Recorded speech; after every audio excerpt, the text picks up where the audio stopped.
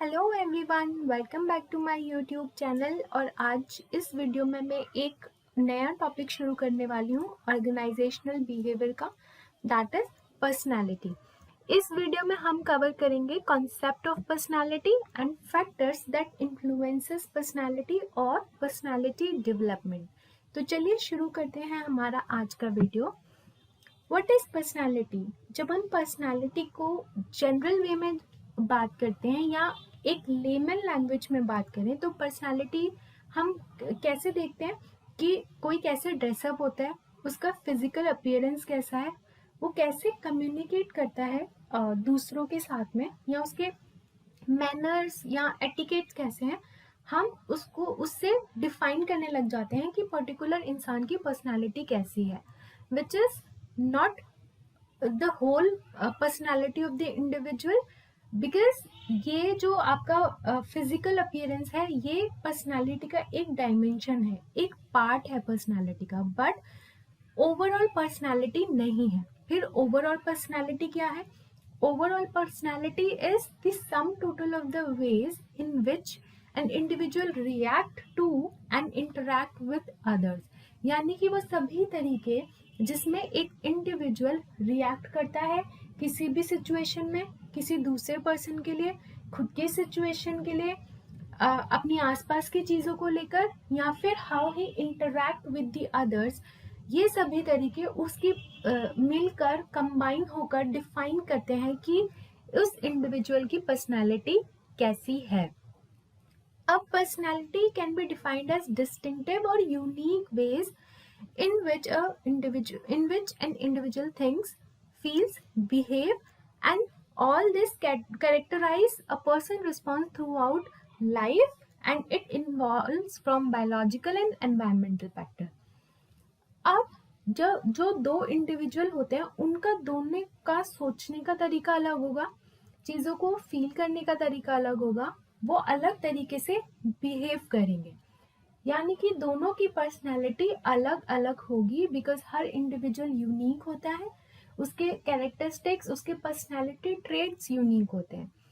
तो हर इंसान अलग तरीके से सोचता है, फील करता है, बिहेव करता है, और ये सारी चीज़ें कैरेक्टराइज करती हैं कि पर्सन का रिस्पॉन्स कैसा होगा through out the life. Because personality आप पूरी लाइफ कैरी करते हो सकता है उसमें कुछ चेंजेस आ जाएं विद द टाइम, बट वो पर्सनालिटी आप अपनी बर्थ से लेकर अपनी डेथ तक आप उसको रिप्रेजेंट करते हो। और ये पर्सनालिटी इवॉल्व कैसे होती है? बायोलॉजिकल फैक्टर से एंड एनवायरमेंटल फैक्टर से। तो जब हम ऊपर की दोनों डेफिनेशंस को कंबाइन करेंगे तो हमारे पास क्या आउटकम आता है कि पर्सनालिटी कॉम्बिनेशन है बिहेवियर्स का, थॉट का, फीलिंग्स का एंड मोटिवेशन का। जब ये सारी चीज़ें कंबाइन होती हैं तो पर्सनालिटी फॉर्म होती है।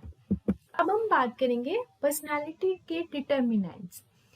कौन से ऐसे फैक्टर हैं जो कि इन्फ्लुएंस करते हैं पर्सनालिटी को? बहुत सारे फैक्टर्स होते हैं, वो जेनेटिकल फैक्टर्स हो सकते हैं, एनवायरमेंटल फैक्टर्स हो सकते हैं, पेरेंटिंग से कुछ पर्सनालिटी ट्रेट्स डेवलप हो जाते हैं, सोसाइटल वेरिएबल्स हो सकते हैं।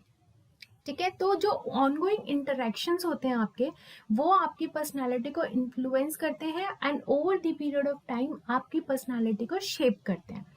तो बेसिकली तीन कैटेगरीज में सारे फैक्टर्स को तीन कैटेगरी में डिवाइड कर दिया गया है, that is biological factors, psychological factors and environmental factors. अब एक चीज गाइस, मैं यहाँ पे सिर्फ आपको एक्सप्लेन करूंगी इन फैक्टर्स के बारे में, क्योंकि इतना सब कुछ मैं नहीं लिख सकती स्लाइड्स पे। अगर आपको इन सब का डिटेल चाहिए तो let me know in the comment section. मैं जब आपको पीडीएफ प्रोवाइड करूंगी तो उसमें मैं इन सब का एक्सप्लेनेशन भी आपको लिखकर प्रोवाइड कर दूंगी पीडीएफ में। तो अगर आपको वो चाहिए तो कमेंट सेक्शन में लिख दीजिएगा, तो मैं अटैच कर दूंगी पीडीएफ। तो बायोलॉजिकल फैक्टर्स की बात करते हैं। तो बायोलॉजिकल फैक्टर्स में क्या आता है? आपका फिजिक और आपकी बॉडी की functioning that shape your personality. Body build, सबसे पहले बॉडी बिल्ड की बात करें। Body build is your physical appearance, आपके बॉडी का स्ट्रक्चर। तो वो डिफाइन करता है कि पर्सन के अंदर कैपेसिटी है to do certain task which is socially appreciable and which is impressive to others. अगर फॉर एग्जाम्पल मैं आप बात करूं, कोई मॉडल है, कोई फीमेल मॉडल है या कोई मेल मॉडल है, ठीक है, हम बहुत जनरल एग्जांपल्स लेंगे जो सबको नोन है सो दैट अंडरस्टैंडिंग इजी हो जाए कॉन्सेप्ट की, ठीक है। अब मॉडल्स होते हैं, मॉडल्स का बॉडी बिल्ड उसकी तरीके से होता है, उनके प्रोफेशन की वजह से वो अपनी बॉडी को ऐसे बिल्ड करते हैं, तो which is very impressive for the common people, ठीक है, for the common girls and the common boys, उनके लिए वो बहुत इम्प्रेसिव हो जाता है एंड वो उनकी बॉडी को अप्रिशिएट करते हैं, ठीक है, हाउ दे लुक वो अप्रिशिएट करते हैं। तो बॉडी बिल्ड एक फेवरेबल फैक्टर होता है जो कि आपकी सेल्फ इमेज को स्ट्रॉन्ग करता है। अगर आपको कॉम्प्लीमेंट मिलते हैं अपने बॉडी स्ट्रक्चर के लिए तो ये आपको एक खुशी देगा। दूसरा, सोशल एक्सेप्टेंस बढ़ जाएगी। तीसरा, लोग आपसे इम्प्रेस होने लगेंगे। तो एक लॉन्ग वे में ये आपकी सेल्फ स्टीम को या सेल्फ इमेज को इंक्रीज कर देगा, ठीक है। तो आपकी पर्सनालिटी क्या हो जाएगी, आपकी पर्सनालिटी इनहेंस हो जाएगी अगर आपका जो बॉडी बिल्ड है that is well as compare to others. Next आता है फिजिकल अट्रैक्टिवनेस। ये एग्जाम्पल जो है वो तो सबने अपनी लाइफ में देखा होगा। ये बोला जाता है कि जो लोग फिजिकली ज्यादा अट्रैक्टिव होते हैं तो जो लोग होते हैं वो उनको बहुत पोलाइटली ट्रीट करते हैं, ठीक है, उनको हमेशा प्रेफरेंस दिया जाता है as compare to those who are less physically attractive और दोज हु आर अगली।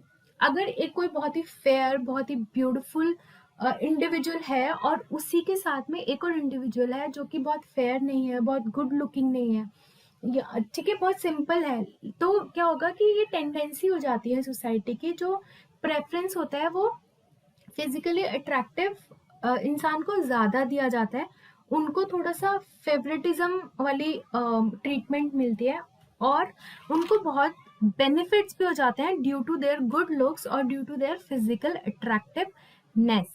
Next is physical defects. Physical defects में क्या होता है कि जो फिजिकल डिफेक्ट्स जिन लोगों के बॉडी में होता है वो ज्यादा वेल डेवलप पर्सनालिटी नहीं होते as compare to normal people. We are comparing it with normal people. अब एक बहुत कॉमन एग्जाम्पल है फिजिकल डिफेक्ट का, दैट इज ओबेसिटी, यानी कि अगर आप फैट हो, एक इंडिविजुअल अगर फैट होता है तो उसके अंदर क्या डेवलप हो जाता है, एक इंफीरियरिटी कॉम्प्लेक्स डेवलप हो जाता है कि वो जहाँ पे भी जाता है लोग उसका मजाक उड़ाते हैं, उसको इंफीरियर फील होता है and he feels socially outcast because वहाँ पे भी वो जाता है हर कोई उसके मोटापे का मजाक उड़ाता है। तो इसलिए क्या होता है कि जो ओबीस पीपल होते हैं वो इमोशनली डिस्टर्ब हो जाते हैं because they lack the feeling of self satisfaction, because उनको लगता है कि वो हर टास्क को इफेक्टिवली नहीं कर सकते। जैसे बहुत जनरलाइज नोशन है कि जो मोटे लोग हैं वो अच्छा डांस नहीं कर सकते बिकॉज वो इतने मोटे हैं, ठीक है। तो इस तरीके से ये एक self satisfaction lack of self satisfaction create करता है and this shapes up your personality in a long run. अब बात करते हैं हेल्थ कंडीशंस की। Good health is always an asset when it comes to the personality of the people. चाहे कोई भी एज का इंसान हो, whether it's a female, male, young, adult, old, अच्छी हेल्थ हमेशा एक एसेट की तरह काम करती है, ठीक है। तो जिस पर्सन की हेल्थ अच्छी होगी उसकी स्ट्रेंथ, उसकी एनर्जी, उसकी पावर उसको इमोशनली बैलेंस्ड एटीट्यूड प्रोवाइड करती है towards the life and they can take part in the various types of competition because they are healthy enough. वहीं पर अगर कोई इंसान लंबे समय तक बीमार रहता है, चाहे उसकी बीमारी क्योर हो जाए लेकिन उसका जो इलनेस का असर है ना वो लंबे टाइम तक रहता है, वो बीमारी से ओवरकम होने के बाद भी या क्योर होने के बाद भी उसकी पर्सनालिटी में दिखाई देता है काफी लंबे टाइम तक, बिकॉज वो एक टाइम तक इतनी इलनेस में रहकर आया है, तो वो कहीं ना कहीं उसकी पर्सनालिटी का पार्ट बन चुका है, और क्योर होने के बाद भी वो काफी टाइम तक दिखता ही रहेगा क्योंकि उसकी पर्सनालिटी वैसी हो जाती है। Next is psychological factors. Psychological factor एक बहुत बिग रोल प्ले करते हैं ह्यूमन बिहेवियर की पर्सनालिटी एंड डेवलपमेंट में। सबसे पहले आता है इंटेलेक्चुअल डिटर्मिनेंट्स। जो इंटेलेक्चुअल पीपल होते हैं उनका पर्सनल और सोशल सिचुएशन में एडजस्ट करने का तरीका बेटर होता है as compare to the person who are less intellectual. Because जो इंटेलेक्चुअल जो पीपल होते हैं उनके अंदर क्या क्या क्वालिटीज होती हैं? थॉटफुलनेस होती है, क्रिएटिविटी होती है, इंट्रोस्पेक्शन होता है, they are adventurous in nature and give importance to the value and social problems. और जो लोग इंटेलेक्चुअली ज्यादा कैपेबल होते हैं उनका सेल्फ कंट्रोल ज्यादा होता है because they are mentally strong. But इसके साथ साथ एक डिसएडवांटेज ये है कि ऐसे लोग जिनका सुपीरियर इंटेलिजेंस होता है वो उनके अंदर इंटॉलरेंस आ जाती है, इमोशनल कॉन्फ्लिक्ट्स होने लगते हैं and they develop the habit of staying alone, और उनका बिहेवियर बहुत डोमिनेंट हो जाता है, और या फिर they become critical, they face critical attitude. तो ये होता है इंटेलेक्चुअल डिटर्मिनेंट्स कि आपकी इंटेलेक्चुअल कैपेबिलिटी आपका पर्सनैलिटी कैसे डिफाइन करती है। Next is emotional determinant. अब हम ह्यूमन बीइंग हैं, हम सबके पास इमोशंस हैं। किसी के पास पॉजिटिव इमोशंस ज्यादा है लाइक हैप्पीनेस और चीयरफुलनेस, किसी के पास नेगेटिव इमोशंस ज्यादा है लाइक फियर और सैडनेस, बट हम सबके पास इमोशंस होते हैं। ठीक है, तो हमारे पास कौन से इमोशंस ज्यादा पावरफुल है हमारे, वो हमारी पर्सनालिटी को शेप करते हैं। ठीक है, अगर आपके अंदर फियर है, ठीक है, तो आप एडवेंचरस नहीं हो सकते। ठीक है, बिकॉज आपको हर चीज करने से डर लगेगा। वहीं पे अगर आप चेयरफुल है, हैप्पी है एंड आप एकदम डेयरिंग इमोशंस हैं आपके, तो आप वो हर चीज करना चाहोगे। तो यहाँ पे एक टर्म आता है इमोशनल बैलेंस। इमोशनल बैलेंस वो होता है जहाँ पे आपके प्लेजेंट यानी कि जो अच्छे वाले इमोशंस हैं वो ओवर पावर कर देते हैं अनप्लेजेंट इमोशंस को। तो जिन लोगों का इमोशनल बैलेंस होता है ना, वो उनका जो सोशल और जो पर्सनल एडजस्टमेंट होता है वो बेहतर तरीके से कर पाते हैं as compare to the person who are having emotional disbalance. अब बात करते हैं एक्सेसिव लव एंड अफेक्शंस को। अब दो तरीके के इंडिविजुअल का एग्जांपल लेते हैं यहाँ पे। एक वो है कि जिनको उतना ही लव एंड अफेक्शन और केयर मिला जितना कि सफिशिएंट था, दूसरे वाले को एक्सेसिव लव एंड अफेक्शन मिला। ठीक है, तो बोलते कि एक्सेस किसी भी चीज का बहुत खराब होता है। अगर आपको एक्सेसिव लव एंड अफेक्शन मिला है हमेशा, तो you will grow into an immature adult, और आप हमेशा दूसरों के ऊपर डिपेंड रहोगे बिकॉज आपको इतना प्यार और इतना अफेक्शन मिला है ना कि आप हर चीज के लिए बचपन से आप दूसरों के ऊपर डिपेंड होते आए, या फिर आपको हर चीज में कोई पैम्पर करने वाला चाहिए था, कोई लुक आफ्टर करने वाला चाहिए था, तो आपकी पर्सनैलिटी वैसी हो जाती है, आप इमेच्योर अडल्ट हो जाओगे या फिर आप हमेशा दूसरों के ऊपर डिपेंड रहोगे। तो that is because of excessive love and affection.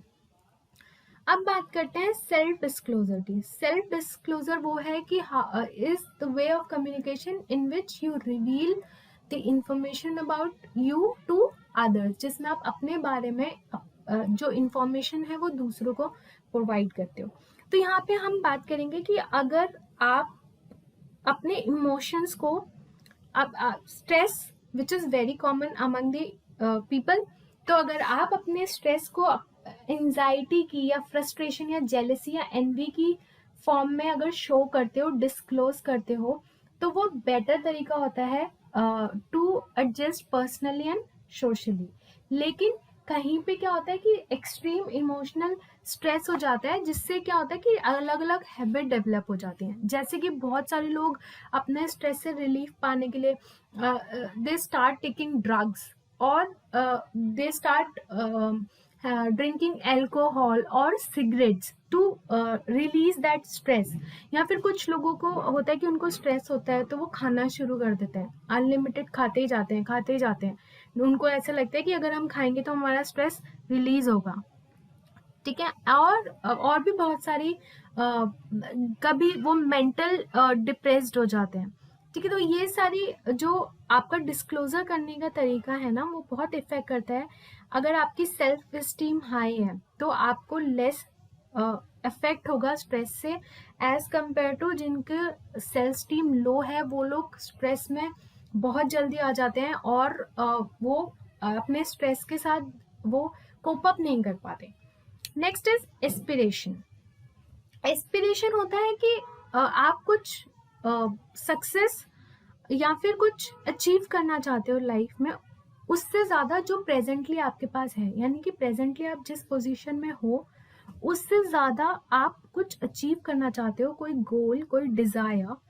ठीक है। तो यहाँ पे क्या होता है कि एक होते हैं पॉजिटिव एस्पिरेशन, जैसे कि आपको सक्सेस अचीव करनी है। उसका ऑपोजिट होगा नेगेटिव एस्पिरेशन, जहाँ पे आप फेलियर्स को अवॉइड करना शुरू कर देते हो कि मतलब फेलियर तो चाहिए ही नहीं, सक्सेस ही चाहिए, सक्सेस ही चाहिए। तो ये नेगेटिवली अफेक्ट करती है। सपोज आपने कोई गोल परस्यू कर रहे हो और उसमें आपको सक्सेस नहीं मिला, उसमें आपका फेलियर हो गया, लेकिन आप फेलियर के लिए तैयार ही नहीं थे। तो फिर क्या होगा कि फेलियर हो गया, आपको नहीं पता उसको कैसे फेस करना है, फिर आप एकदम से डिप्रेस्ड हो गए उस फेलियर के आते ही। आपका सारा सेल्फ स्टीम लो हो गया because you were not ready to face that failure. तो ये आपकी पर्सनालिटी को नेगेटिवली इफेक्ट करेगा। सो अगर आपके एस्पिरेशंस हाई हैं, वो एक मोटिवेटिंग फैक्टर की तरह काम करता है, as a source of happiness काम करता है। लेकिन अगर आप उसे पॉजिटिवली और स्पोर्टिंगली फॉलो करो अपनी एस्पिरेशन को, ठीक है। अगर आप उसको बहुत सारी नेगेटिविटी के साथ अगर फॉलो करोगे कि फेलियर तो बिल्कुल चाहिए ही नहीं और आई कैंट कॉम्प्रोमाइज, और जितनी भी सिचुएशन आएंगी मुझे सिर्फ विन विन सिचुएशन चाहिए, एंड लूजिंग की सिचुएशन आपने रखी ही नहीं है कहीं माइंड में, तो that will cause serious harms. Next बात करते हैं अचीवमेंट्स की। अगर एक पर्सन हैप्पी फील करता है about what he has achieve, तो उसको अपनी सारी अचीवमेंट्स सक्सेस लगेगी एंड उसका सेल्फ कॉन्सेप्ट बूस्ट हो जाएगा। वहीं पर अगर एक पर्सन है उसने सिर्फ फेलियर अचीव किया है लाइफ में, उससे कोई भी पॉजिटिव बूस्ट नहीं मिलने वाला, and he will feel dissatisfied, miserable and feel low.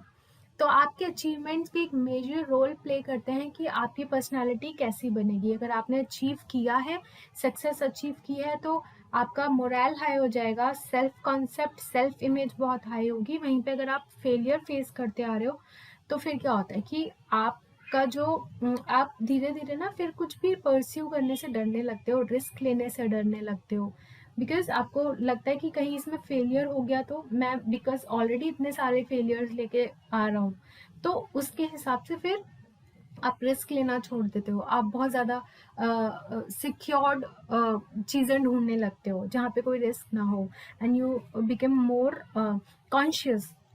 Next is goal setting. Successful individual जो कि अपने गोल्स अचीव कर लेते हैं, उनको आइडिया हो जाता है कि उनको अब फ्यूचर में कैसे गोल्स सेट करने हैं जो कि उनकी डिमांड को फुलफिल करेंगे। तो सक्सेसफुल पीपल, क्योंकि they are always respected by other, receiving prestige and accepted by the society, और ये उनके सेल्फ कॉन्सेप्ट को बढ़ा देता है। तो आप कैसे, और वहीं पर आपने गोल सेट किए जो आप अचीव नहीं हो रहे और आपने उन गोल्स को सेट करने में फेलियर आपको मिला है, तो आपका self confidence and self esteem adversely effect होगा because of that failure. So the personality of this people become जो कि पुअर सोशल एडजस्टमेंट जिनकी होती है, जो एडिक्वेटली एडजस्ट नहीं कर पाते, वो मोस्टली फेलियर को बहुत एडवर्सली लेते हैं।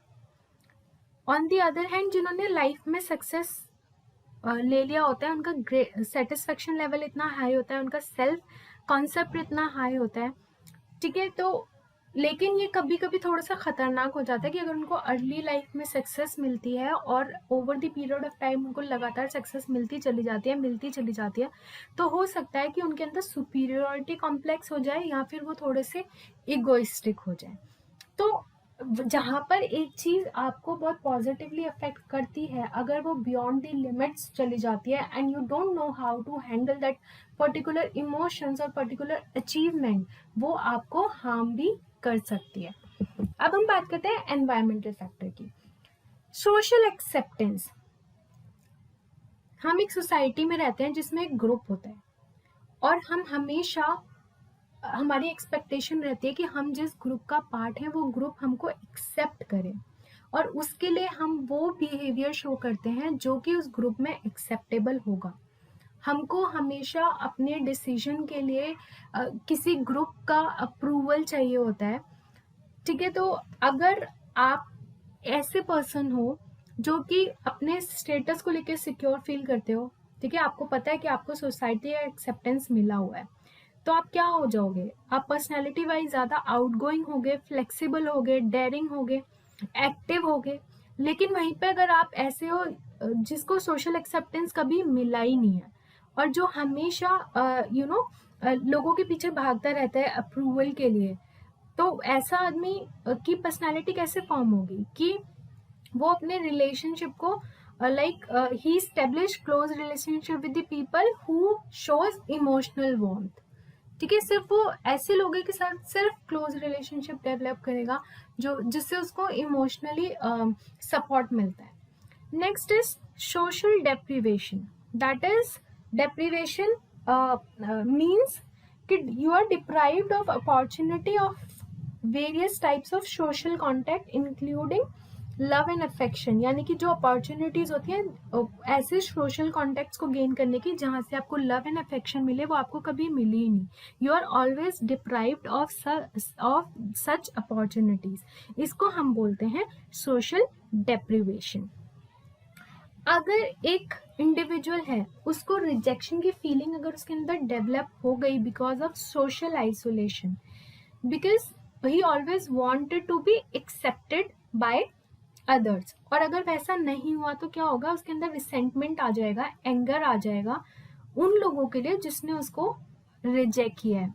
और उसके साथ साथ उसकी पर्सनालिटी कैसी बनेगी, बिकॉज ऑफ दिस रिजेक्शन और because of this social deprivation he will become depressed, sad और अनहैप्पी। अब बात करते हैं एजुकेशनल फैक्टर की। हम स्कूल जाते हैं, ठीक है, बचपन से हम स्कूल जाते हैं, तो स्कूल का जो एटमॉस्फेयर होता है या स्कूल में जो डिसिप्लिन होता है वो शेप करता है एक स्टूडेंट का पर्सनालिटी को। अगर आपके टीचर्स बहुत अच्छे होते हैं, आपको इनकरेज करने वाले होते हैं, ठीक है, आपको क्रिएटिविटी की तरफ इंस्पायर करते हैं, तो आपका माइंड जो होता है वो वैसे डेवलप होता है। आप नई नई चीज़ें सोचते हो, और नई नई चीज़ें करना चाहते हो बिकॉज ऑफ दैट एनवायरमेंट। दूसरी तरफ अगर आपके टीचर हमेशा आपको पनिश करते हैं, हमेशा नए आइडियाज़ को डिस्करेज करते हैं या आपको डांटते हैं, तो आपकी जो पर्सनालिटी होगी फिर वो उसके हिसाब से बनेगी, ठीक है। तो अगर पॉजिटिव एनवायरनमेंट है तो वो आपके सेल्फ कॉन्फिडेंस को, आपके सेल्फ एस्टीम को, आपके सेल्फ कॉन्सेप्ट को इम्प्रूव करेगा। और अगर उसके उलट अगर आपको एनवायरनमेंट मिला है तो क्या हो जाएगा, rejection, hostility and punitive tendency develop होने लगेगी। Family determinants. अब जब सबसे पहला जो पर्सनालिटी का चैप्टर होता है वो हमारी फैमिली से शुरू होता है, क्योंकि जब बच्चा छोटा होता है वो कहाँ से सीखता है चीज़ें, कहाँ से ऑब्जर्व करता है चीज़ें, फैमिली से ऑब्जर्व करता है। तो आप दो तरीके से इन्फ्लुएंस होते हैं। पहला होता है डायरेक्टली, अगर आप ऐसे पेरेंट्स के साथ में रह रहे हो जो हमेशा एंशियस रहते हैं, नर्वस रहते हैं, ठीक है, हमेशा सीरियस रहते हैं एंड टेम्पर इश्यूज हैं उनके, तो आप बचपन से आप उनके साथ जो रहते आ रहे हो, तो उनका जो बिहेवियर होगा वो आपकी पर्सनालिटी में धीरे धीरे रिफ्लेक्ट होगा। ठीक है, जैसे कि उनकी आदत नहीं है रिस्क लेने की, तो वो आपको बचपन से यही सिखाएंगे कि नहीं नहीं नहीं, रिस्क नहीं लेना, हमेशा लुक फॉर द सिक्योरिटीज। ठीक है, इसका सबसे बेस्ट एग्जाम्पल मैं आपको देती हूँ। बहुत से इंडिया में बहुत से यंग जनरेशन के लोग हैं जो बिजनेस करना चाहते हैं। ठीक है, उनके पास बिजनेस आइडियाज भी होते हैं, लेकिन जब वो एक्सेप्टेंस के लिए अपनी फैमिली के पास जाते हैं कि हम सो एंड सो बिजनेस शुरू करना चाहते हैं, तो सबसे पहले पेरेंट्स क्या बोलेंगे कि मत शुरू करो, अगर फेलियर हो गया तो तुम क्या करोगे। ठीक है, it's better to go for 9 to 5 job, because उसमें कम से कम सिक्योरिटी तो है। इसलिए उन लोगों को इनकरेज ही नहीं किया जाता किसी भी बिजनेस आइडिया के लिए। ठीक है, तो यहाँ से आपकी पर्सनालिटी क्या बनी कि आपने बचपन से सीखा नहीं, रिस्क नहीं लेना, हमेशा सिक्योरिटी के लिए चाहिए। तो ऐसे जो फैमिली की वैल्यूज आपके अंदर डाली जाती हैं बचपन से, वो भी आपकी पर्सनालिटी को शेप करती हैं बड़े होके। अगर आपको किसी ने बचपन में शेयर करना सिखाया ही नहीं, तो आपकी पर्सनालिटी सेल्फ सेंटर्ड वाली बन गई। आप किसी के साथ चीज़ें शेयर नहीं कर सकते, आप सिर्फ अपना अपना सोचते हैं, दूसरे का नहीं सोचते, क्योंकि आपको वो चीज़ सिखाई नहीं गई, आपके अंदर वो इनपुट डाला ही नहीं गया। तो आपकी personality over a period of time वैसी बन गई। अब बात करते हैं emotional climate of the home. आपके घर में कैसा इमोशनल क्लाइमेट है, वो आपकी पर्सनालिटी को कैसे शेप करेगा। कि अगर आप पर्सनल प्रॉब्लम को या फिर फ्रस्ट्रेशन वाली जो सिचुएशन होती है, अगर आप उसको बेहद काम तरीके से, बहुत टॉलरेंस के साथ और कोऑपरेटिव वे में हैंडल करते हो, तो आपके घर का इमोशनल क्लाइमेट क्या है, फेवरेबल है। लेकिन वहीं पे आप बहुत सारे एंगर के साथ, एग्रेसिव वे में एंड बहुत ही सारी हॉस्टैलिटी के साथ अगर आप उसको फेस करते हो, तो ये क्या है, अनफेवरेबल इमोशनल क्लाइमेट, क्योंकि यहाँ पे बहुत सारा फ्रिक्शन है और कॉन्फ्लिक्ट है।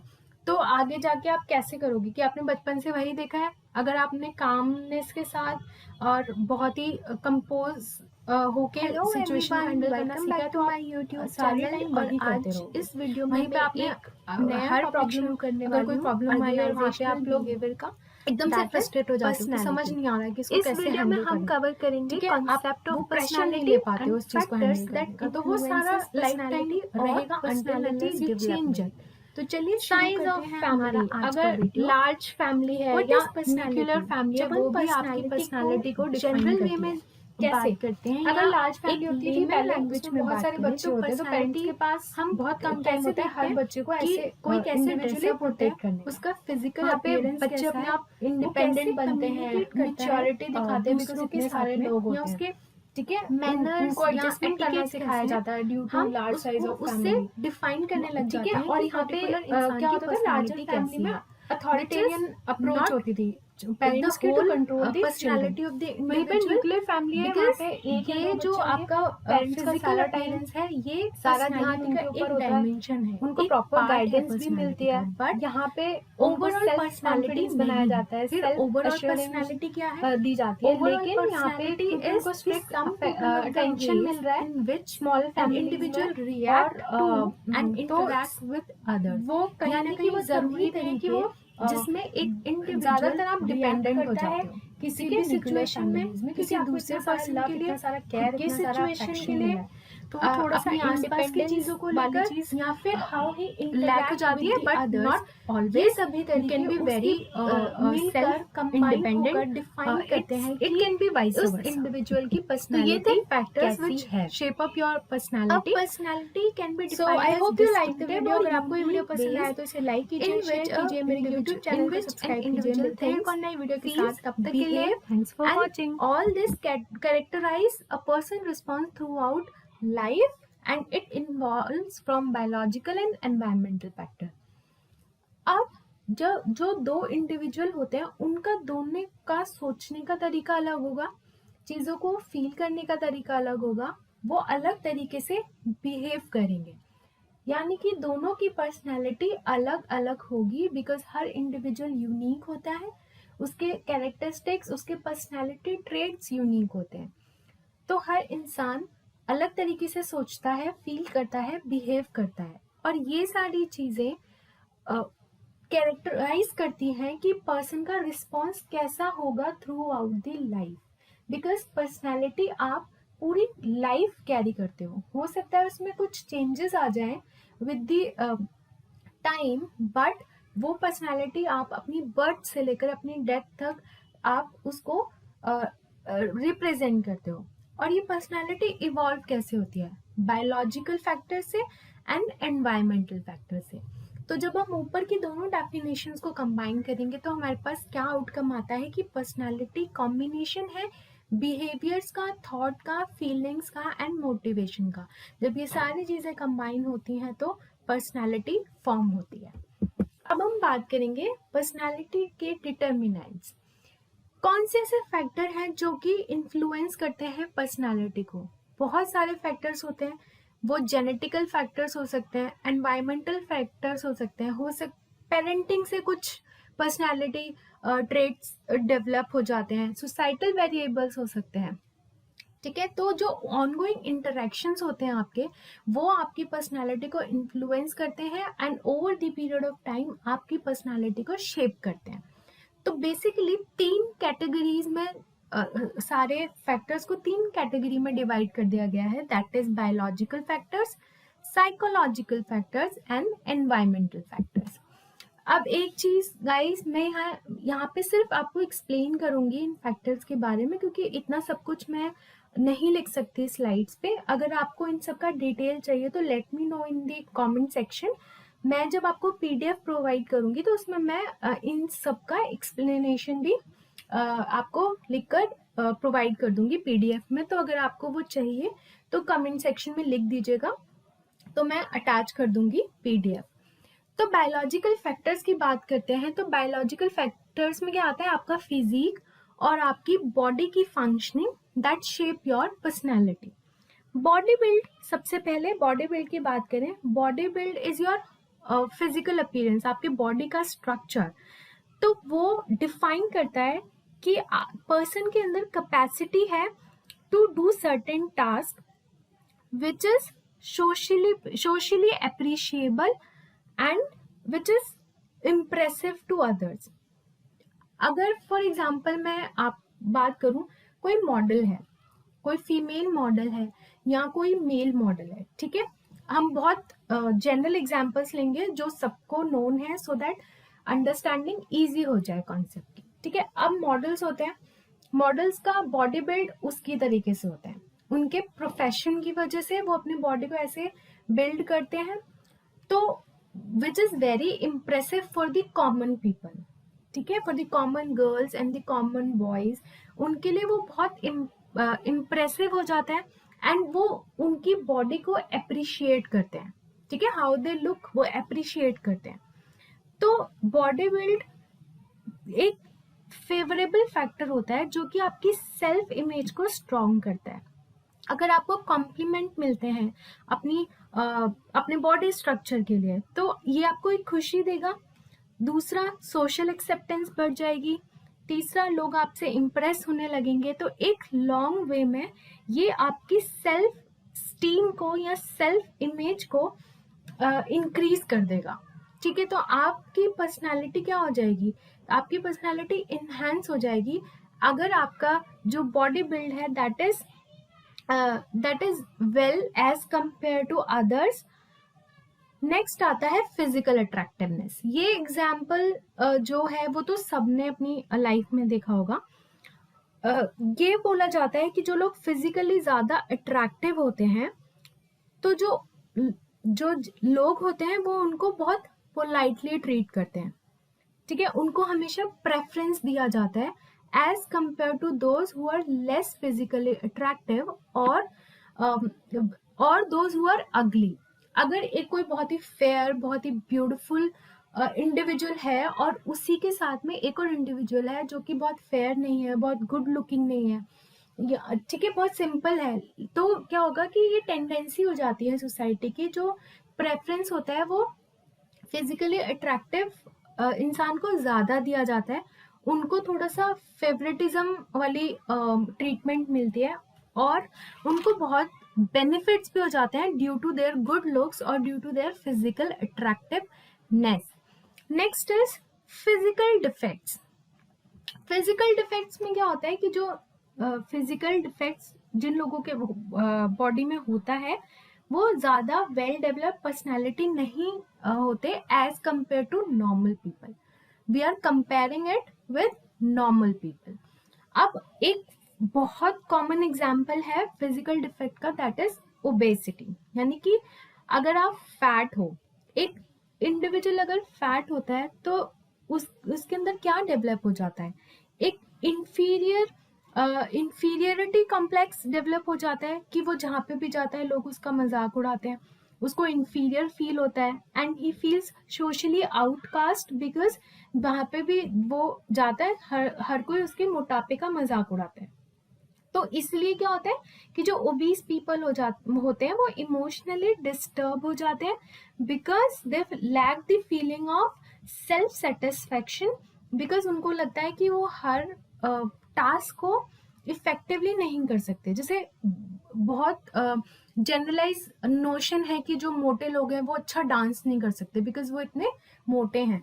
ठीक है, तो इस तरीके से ये एक self satisfaction lack of self satisfaction create करता है and this shapes up your personality in a long run.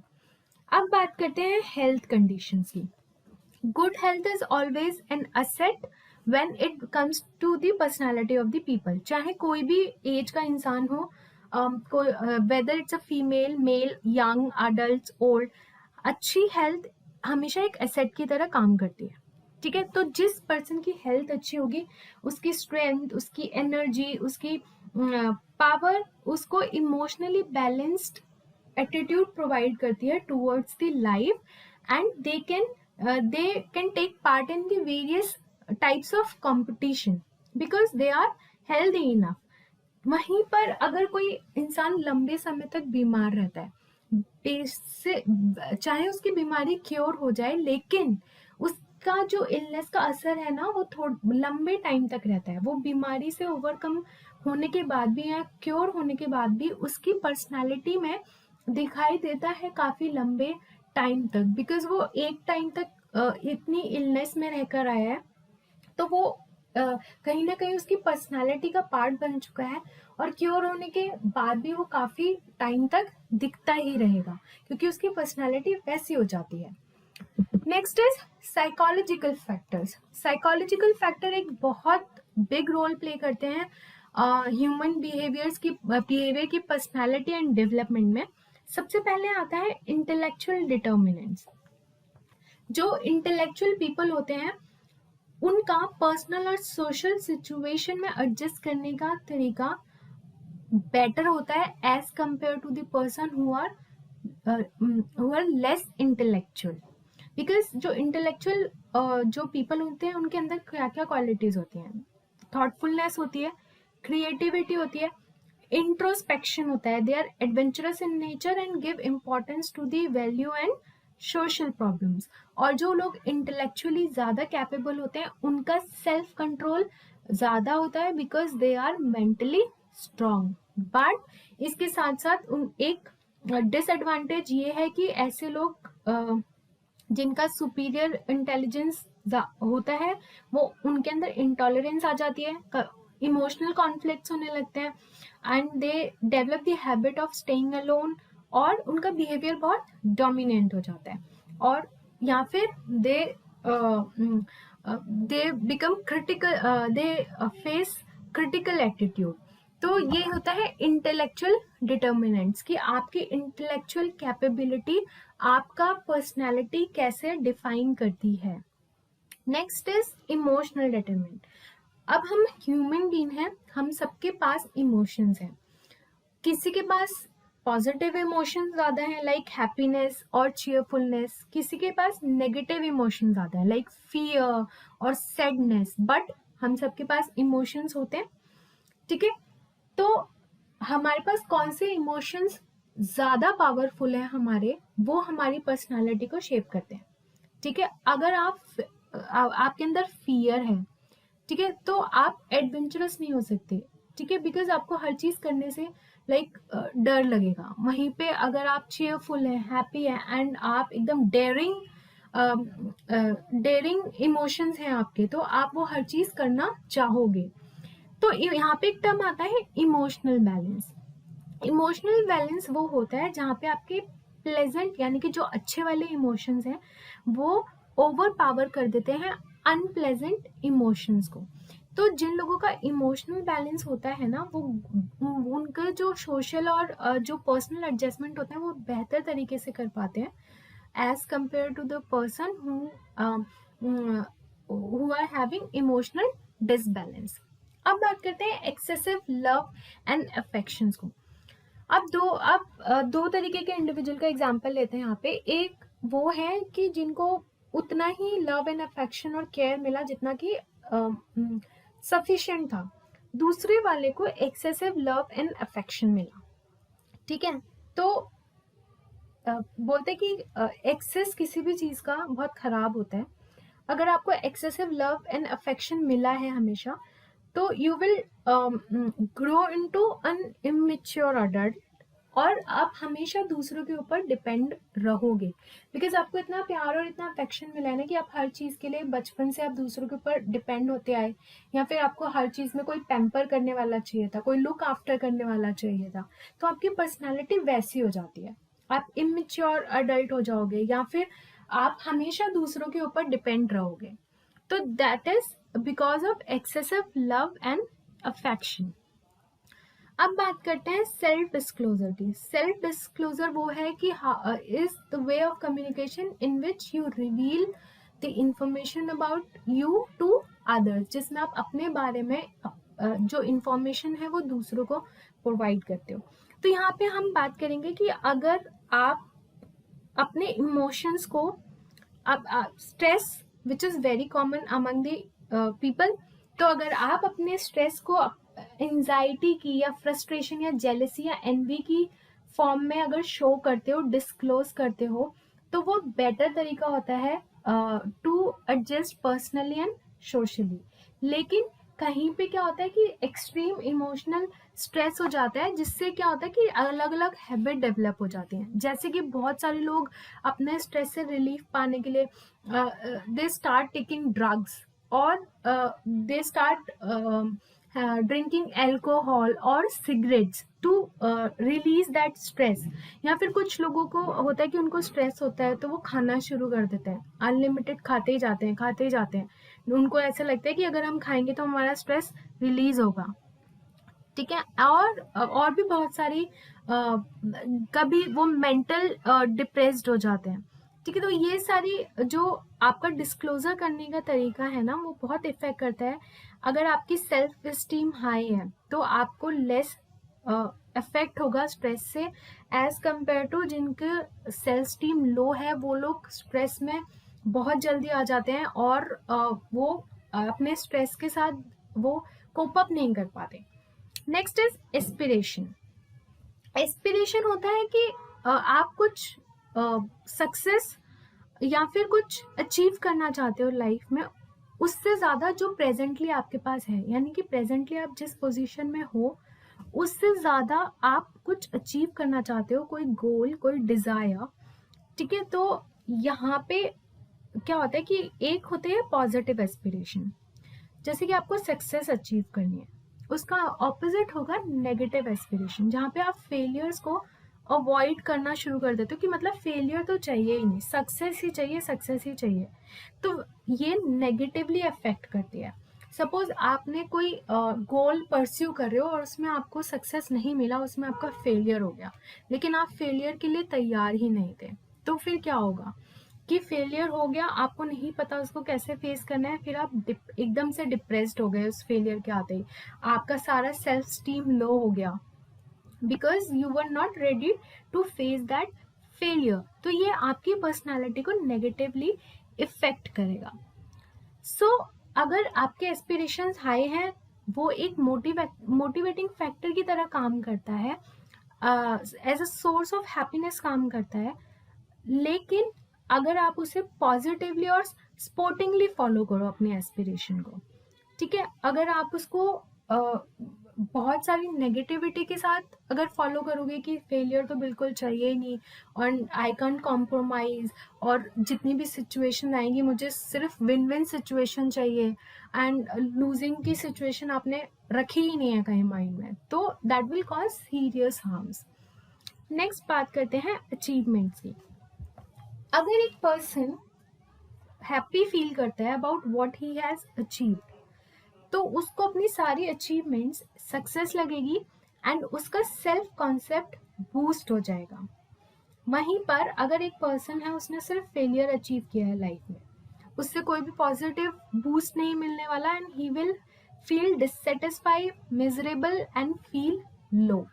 तो आपके अचीवमेंट्स भी एक मेजर रोल प्ले करते हैं कि आपकी पर्सनालिटी कैसी बनेगी। अगर आपने अचीव किया है, सक्सेस अचीव की है, तो आपका मोरल हाई हो जाएगा, सेल्फ कॉन्सेप्ट, सेल्फ इमेज बहुत हाई होगी। वहीं पे अगर आप फेलियर फेस करते आ रहे हो तो फिर क्या होता है कि आपका जो आप धीरे धीरे ना फिर कुछ भी परस्यू करने से डरने लगते हो, रिस्क लेने से डरने लगते हो, बिकॉज आपको लगता है कि कहीं इसमें फेलियर हो गया तो मैं, बिकॉज ऑलरेडी इतने सारे फेलियर्स लेके आ रहा हूँ, तो उसके हिसाब से फिर आप रिस्क लेना छोड़ देते हो। आप बहुत ज़्यादा सिक्योर्ड चीज़ें ढूंढने लगते हो जहाँ पे कोई रिस्क ना हो, and you become more conscious. Next is goal setting. Successful individual जो कि अपने गोल्स अचीव कर लेते हैं, उनको आइडिया हो जाता है कि उनको अब फ्यूचर में कैसे गोल्स सेट करने हैं जो कि उनकी डिमांड को फुलफिल करेंगे। तो सक्सेसफुल पीपल, क्योंकि they are always respected by other, receiving prestige and accepted by the society, और ये उनके सेल्फ कॉन्सेप्ट को बढ़ा देता है। तो आप कैसे, और वहीं पर आपने गोल सेट किए जो आप अचीव नहीं हो रहे और आपने उन गोल्स को सेट करने में फेलियर आपको मिला है, तो आपका self confidence and self esteem adversely effect होगा because of that failure. So the personality of this people become जो कि पुअर सोशल एडजस्टमेंट जिनकी होती है, जो एडिक्वेटली एडजस्ट नहीं कर पाते, वो मोस्टली फेलियर को बहुत एडवर्सली लेते हैं। ऑन दी अदर हैंड, जिन्होंने लाइफ में सक्सेस ले लिया होता है, उनका सेटिस्फेक्शन लेवल इतना हाई होता है, उनका सेल्फ कॉन्सेप्ट इतना हाई होता है, ठीक है। तो लेकिन ये कभी कभी थोड़ा सा खतरनाक हो जाता है कि अगर उनको अर्ली लाइफ में सक्सेस मिलती है और over the period of time उनको लगातार सक्सेस मिलती चली जाती है, तो हो सकता है कि उनके अंदर सुपीरियरिटी कॉम्प्लेक्स हो जाए या फिर वो थोड़े से इगोइस्टिक हो जाए। तो जहाँ पर एक चीज आपको बहुत पॉजिटिवली अफेक्ट करती है, अगर वो बियॉन्ड द लिमिट्स चली जाती है and you don't know how to handle that particular emotions और पर्टिकुलर अचीवमेंट, वो आपको हार्म भी कर सकती है। अब हम बात करते हैं एनवायरमेंटल फैक्टर की। Social acceptance. हम एक सोसाइटी में रहते हैं जिसमें एक ग्रुप होता है और हम हमेशा, हमारी एक्सपेक्टेशन रहती है कि हम जिस ग्रुप का पार्ट है वो ग्रुप हमको एक्सेप्ट करे, और उसके लिए हम वो बिहेवियर शो करते हैं जो कि उस ग्रुप में एक्सेप्टेबल होगा। हमको हमेशा अपने डिसीजन के लिए किसी ग्रुप का अप्रूवल चाहिए होता है, ठीक है। तो अगर आप ऐसे पर्सन हो जो कि अपने स्टेटस को लेकर सिक्योर फील करते हो, ठीक है, आपको पता है कि आपको सोसाइटी का एक्सेप्टेंस मिला हुआ है, तो आप क्या हो जाओगे, आप पर्सनैलिटी वाइज ज़्यादा आउटगोइंग होगे, फ्लेक्सिबल होगे, डेयरिंग होगे, एक्टिव होगे। लेकिन वहीं पे अगर आप ऐसे हो जिसको सोशल एक्सेप्टेंस कभी मिला ही नहीं है और जो हमेशा लोगों के पीछे भागता रहता है अप्रूवल के लिए, तो ऐसा आदमी की पर्सनैलिटी कैसे फॉर्म होगी कि वो अपने रिलेशनशिप को ही establish close relationship with the people who shows emotional warmth, ठीक है। सिर्फ वो ऐसे लोगों के साथ सिर्फ क्लोज रिलेशनशिप डेवलप करेगा जो जिससे उसको इमोशनली सपोर्ट मिलता है। Next is social deprivation. That is deprivation means कि you are deprived of opportunity of various types of social contact including love and affection, यानी कि जो अपॉर्चुनिटीज होती हैं ऐसे सोशल कॉन्टेक्ट्स को गेन करने की जहाँ से आपको लव एंड अफेक्शन मिले, वो आपको कभी मिली ही नहीं. You are always deprived of such opportunities. इसको हम बोलते हैं सोशल डेप्रिवेशन. अगर एक इंडिविजुअल है, उसको रिजेक्शन की फीलिंग अगर उसके अंदर डेवलप हो गई because of social isolation, because he always wanted to be accepted by others, और अगर वैसा नहीं हुआ तो क्या होगा, उसके अंदर रिसेंटमेंट आ जाएगा, एंगर आ जाएगा उन लोगों के लिए जिसने उसको रिजेक्ट किया है. और उसके साथ साथ उसकी पर्सनालिटी कैसी बनेगी, बिकॉज ऑफ दिस रिजेक्शन और because of this social deprivation he will become depressed, sad और unhappy. अब बात करते हैं एजुकेशनल फैक्टर की. हम स्कूल जाते हैं, ठीक है, बचपन से हम स्कूल जाते हैं, तो स्कूल का जो एटमॉस्फेयर होता है या स्कूल में जो डिसिप्लिन होता है वो शेप करता है एक स्टूडेंट का पर्सनालिटी को. अगर आपके टीचर्स बहुत अच्छे होते हैं, आपको इनकरेज करने वाले होते हैं, ठीक है, आपको क्रिएटिविटी की तरफ इंस्पायर करते हैं, तो आपका माइंड जो होता है वो वैसे डेवलप होता है. आप नई नई चीज़ें सोचते हो, और नई नई चीज़ें करना चाहते हो बिकॉज ऑफ दैट एनवायरमेंट. दूसरी तरफ अगर आपके टीचर हमेशा आपको पनिश करते हैं, हमेशा नए आइडियाज़ को डिस्करेज करते हैं या आपको डांटते हैं, तो आपकी जो पर्सनालिटी होगी फिर वो उसके हिसाब से बनेगी. ठीक है, तो अगर पॉजिटिव एनवायरनमेंट है तो वो आपके सेल्फ कॉन्फिडेंस को, आपके सेल्फ एस्टीम को, आपके सेल्फ कॉन्सेप्ट को इम्प्रूव करेगा. और अगर उसके उलट अगर आपको एनवायरनमेंट मिला है तो क्या हो जाएगा, rejection, hostility and punitive tendency develop होने लगेगी. Family determinants. अब जब सबसे पहला जो पर्सनालिटी का चैप्टर होता है वो हमारी फैमिली से शुरू होता है, क्योंकि जब बच्चा छोटा होता है वो कहाँ से सीखता है चीज़ें, कहाँ से ऑब्जर्व करता है चीज़ें, फैमिली से ऑब्जर्व करता है. तो आप दो तरीके से इन्फ्लुएंस होते हैं. पहला होता है डायरेक्टली. अगर आप ऐसे पेरेंट्स के साथ में रह रहे हो जो हमेशा एंशियस रहते हैं, नर्वस रहते हैं, ठीक है, हमेशा सीरियस रहते हैं एंड टेम्पर इश्यूज हैं उनके, तो आप बचपन से आप उनके साथ जो रहते आ रहे हो तो उनका जो बिहेवियर होगा वो आपकी पर्सनालिटी में धीरे धीरे रिफ्लेक्ट होगा. ठीक है, जैसे कि उनकी आदत नहीं है रिस्क लेने की, तो वो आपको बचपन से यही सिखाएंगे कि नहीं नहीं नहीं, रिस्क नहीं लेना, हमेशा लुक फॉर द सिक्योरिटीज. ठीक है, इसका सबसे बेस्ट एग्जाम्पल मैं आपको देती हूँ.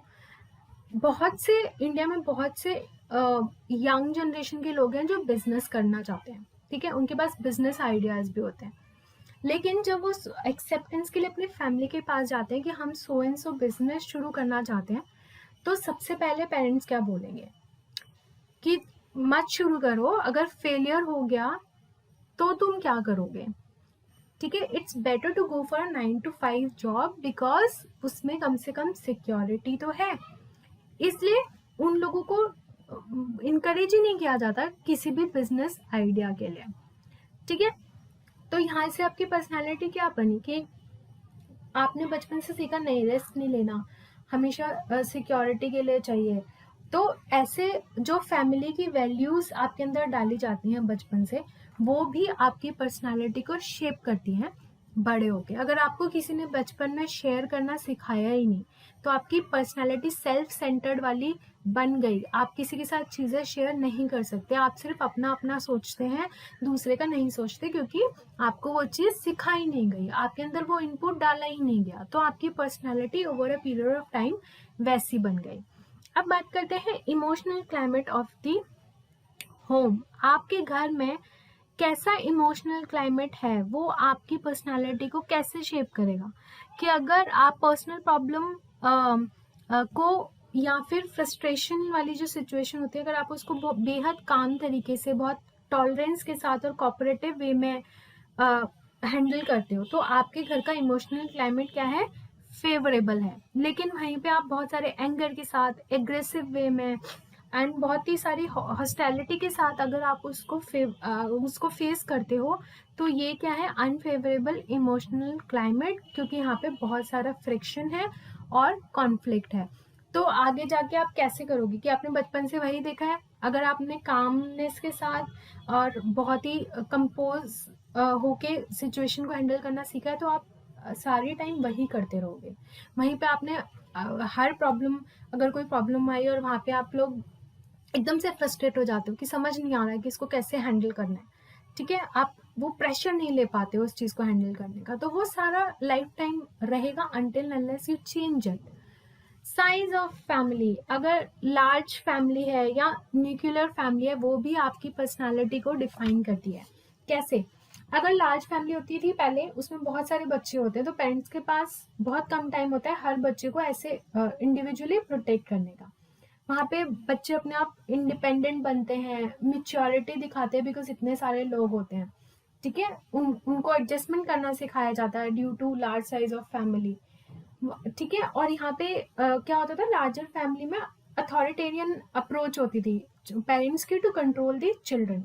वहीं पे न्यूक्लियर फैमिली है, वहाँ पे 1 या 2 बच्चे होंगे, पेरेंट्स का सारा टाइम, सारा ध्यान उनके ऊपर होता है, उनको प्रॉपर गाइडेंस भी मिलती है। यहाँ पे उनको सेल्फ कॉन्फिडेंस बनाया जाता है, सेल्फ अश्योरेंस दी जाती है। लेकिन यहाँ पे क्योंकि उनको स्ट्रिक्ट अटेंशन मिल रहा है स्मॉल फैमिलीज में, और तो वो कहीं ना कहीं ज़रूरी नहीं है कि वो ज़्यादातर आप डिपेंडेंट हो जाते हो, ठीक है, न्यूक्लियर फैमिलीज में, क्योंकि आपको इतना सारा लव, इतना सारा केयर, इतना सारा अफेक्शन मिला है, तो वो थोड़ा सा इंडिपेंडेंस वाली चीज़ लैक हो जाती है, बट नॉट ऑलवेज।